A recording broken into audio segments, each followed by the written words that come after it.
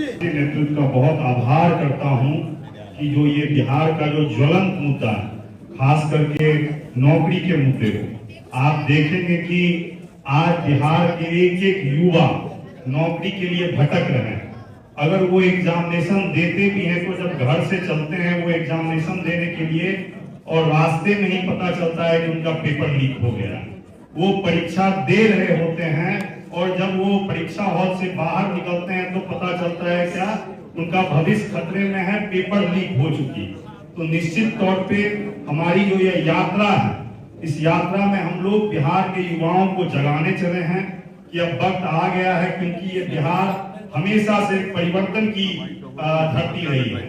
आप देखेंगे कि राष्ट्रपिता महात्मा गांधी जी भी आजादी का जो बिगुल फूके थे वो बिहार से फूके थे और बिहार परिवर्तन को पहले ही भांप लेता है। तो निश्चित तौर पे हम लोग जो महात्मा गांधी जी जहां से इस यात्रा को शुरू किए थे वहां से मैं उनके संदेश को भी लेकर के जाना चाहता हूं। जो महात्मा गांधी जी का संदेश था, रघुपति राघव राजा राम, पतित पावन सीताराम, ईश्वर अल्लाह तेरो नाम, सबको सम्मति दे भगवान। तो निश्चित तौर पे यह यात्रा सबके लिए है और खास करके युवा जो दर दर की नौकरी के लिए भटक रहे हैं। और खास करके देखिएगा कि पलायन जैसा मुद्दा बिहार में हर एक वर्ष 20% ऐसे लोग हैं जो पलायन दिन प्रतिदिन बढ़ती जा रही है।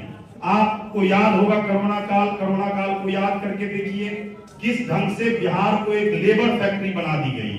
यहाँ के कल कारखाने को बंद कर दिया गया है और निश्चित तौर पे जो कल कारखाने हैं भी वहां पे बिहारी को नौकरी नहीं दे करके बाहरी लोगों को नौकरी दिया जाता है। तो निश्चित तौर पे इन सारी चीजों को लेकर के एनएसयूआई यूथ कांग्रेस बिल्कुल अपने नेतृत्व के साथ है और बिहार के एक एक युवा और रोजगार के लिए हम लोग संघर्ष करते रहेंगे। आप देखिएगा कि शिक्षा व्यवस्था को तो दिन प्रतिदिन चौपट कर दी गई।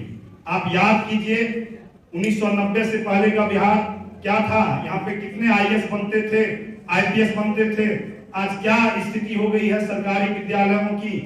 एक तरफ वर्तमान की सरकार क्या बोलती है, डिजिटल भारत, डिजिटल इंडिया।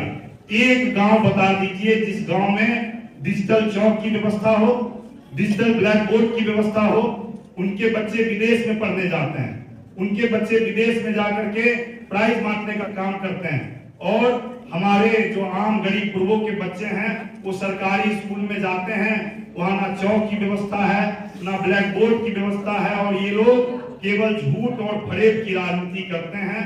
तो निश्चित तौर पे मैं आपके माध्यम से बिहार के आम आवाम खास करके युवा छात्र किसानों से अपील करना चाहता हूं कि ये जो एनएसयूआई और यूथ कांग्रेस की यात्रा है, कांग्रेस पार्टी की यात्रा है, इस यात्रा में आप हमसे जुड़े, इस यात्रा का नेतृत्व आप करेंगे और हम लोग बिहार के छात्र नौजवान युवा के पीछे पीछे चलेंगे।